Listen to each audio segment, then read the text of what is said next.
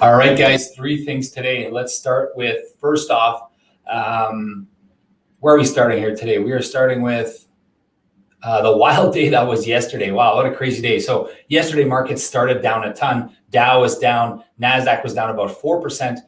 S&P was down. Canadian index was down, mostly on the heels of the tech and the speculative stuff getting hammered. Some large cap tech was down 3, 4, 5%. Smaller cap stuff was down 10, 15%. The ARK ETF was getting hammered as well. So all that down. And then towards the end of the day, Jerome Powell speaks and he says that the markets are a little soft and there's no reason to concern. The economy recovery is softer than they thought. No reason to concern with a change in policy. Therefore, the stimulus is coming. And because the stimulus is coming, the markets rallied. So the irony here, for those of you that follow this closely, is a bad economic situation ended up rallying the markets, whereby if he had said, man, we're rolling, we're rocking, I don't think we'll need all this money for stimulus, the market would have fallen, would have gone the other way.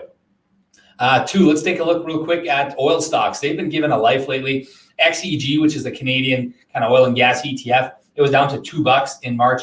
It's now at $7.50, so it's up about 4 times. Some stocks are up 5, 6, even 10 times. Anything kind of penny stock is finally back to life.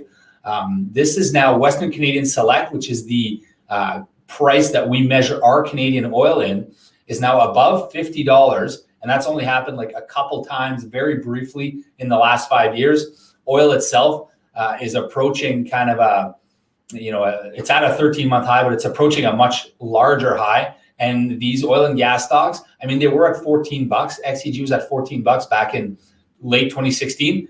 But if you own some of this in your portfolio, and you probably do, no matter what you own, either through mutual funds or through diversified portfolios, they're rallying a little bit.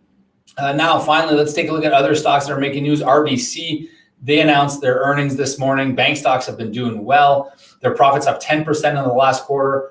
Capital markets led the way there. They reached $3.85 billion in profit. That's $2.69 per share, well above the $2.28 per share estimate. So stock is likely to open up, I would imagine. National Bank reported a good quarter as well. And then if we take a look at Tesla, they're on the watch. They've had 4 consecutive negative trading days. They're now negative for the year, if you could imagine that. It's been a wild ride for Tesla. Earlier this week, Monday, Tuesday, and last week, Friday, was like a 15% correction. Some of that was due to crypto. So Tesla now owns a lot of crypto, 150 billion of crypto, I believe, maybe more now that it's gone up.